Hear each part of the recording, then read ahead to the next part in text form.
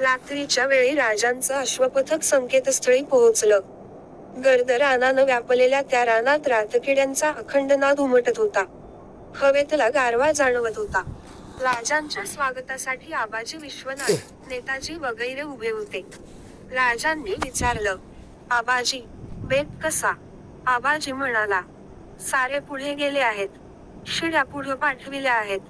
गल्लत कुठंच होणार नाही. चलावं. ठीक, चला. शिवाजीराजे धारकऱ्यांच्या मागून चालत होते. बरंच अंतर चालल्यानंतर रान संपलं आणि काळोखातल्या रोहिड्याचं दर्शन राजांना घडलं. एक शेळ घुमली आणि झाडा झुडपातून हजारो मावळे बाहेर पडले. आबाजी म्हणाले, राजे, आम्ही शिड्या लावून गड गाठतो. पहिल्या दरवाजाशी तुम्ही या. दरवाजा उघडताच तुम्ही प्रवेश करा. गडात काही धोका होणार नाही. आम्ही येतो. जय भवानी, जय भवानी. राजे नकळत उद्गारले. काळोखातून दिसेनाशी होणारी माणसं आणि अस्पष्ट होत जाणारे त्यांच्या पावलांचे आवाज ऐकत राजे उभे होते. गडावर दाट धुकं उतरत होत. बोचरी थंडी अंगावर शहाऱ्या आणीत होती. तशा थंडीत दक्षिणेच्या बुरुजाखाली 5-50 मावळे सरपटत वर चढत होते. 2 शिड्या तटाला लावल्या गेल्या. आबाजी विश्वनाथनं मनातल्या मनात देवाचं स्मरण करून तलवार उपसली. कपाळी लावून दातात धरली आणि शिडीच्या पायंड्यावर पाय ठेवला. त्याच्या पाठोपाठ मावळे चढत होते. गडाच्या बुरुज चौकांतून टेंभे जळत होते. पण धुक्यामुळे त्यांची जाणीव होत नव्हती. तट गाठताच आबाजी विश्वनाथनं तलवार दुशेल्यात खोवली. भाला हाती घेतला. तटावर आलेल्या लोकांना इशारत दिली आणि सराईताप्रमाणे चालत आबाजी धुक्यात नाहीसा झाला. आबाजी सरळ महाद्वाराजवळ आला. एक पहारेकरी पेंगत उभा होता. देवडीची मशाल पेटत होती.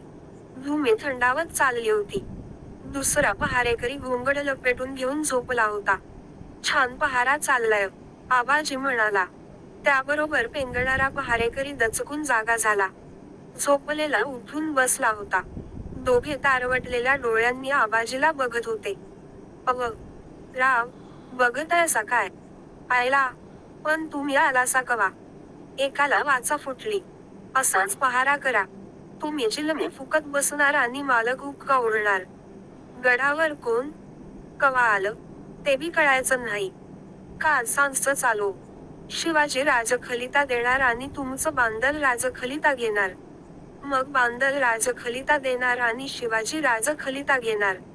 मग शिवाजी राजा. समजलं. पण एवढ्या रातीचं का आलासा? ते तुमच्या धन्याला इचारा. घोड मेलं ओझानं आणि तट्टू मेले एरझाऱ्यानं. तशी गत झाली आ माझी. पण एवढ्या रातीचं का आलासा? सांगतो. दम हाय का नाही? तुमच्या मालकाचं वय झालं. झोप येत नाही. बोलत बसलं. उठणार कसं? आबाजीचा आवाज बदलला. राव, जरा गडाखाली जायला हवं. या वखताला. वय, दिस उगवायच्या आत येतो, बघा. कुणाला बी दरवाजा उघडायचा नाही, असा बाजींचा हुकूम हाय. पहारेकरी म्हणाला.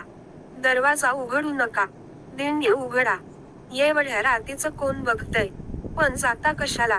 पहारेकऱ्यानं डोकं खाजवत विचारलं. दुसरा पहारेकरी तरण्याबाण आबाजीकडे बघत होता. तो हसला. म्हणाला, पाखरू हेरलं असलं. आबाजी लाजला. शोळण्याच्या खिशात हात घालून त्यानं 5 चंद्रमे काढले आणि शिपायांच्या हाती दिले. क्षणभर विचार करून पहारेकऱ्यानं हळूवार हातानं दिंडीची साखळी काढली आणि तो कुजबुजला. परवलीचा शबूत हाय कावळा. पण, शिलदार, लवकर या. आलोच, म्हणत आबाजीनं दिंडी बाहेर पाऊल टाकलं. पहारेकरी दिंडी लावत असतानाच आवाज आला, कावळा. पहारेकऱ्यानं दिंडी किलकिली केली.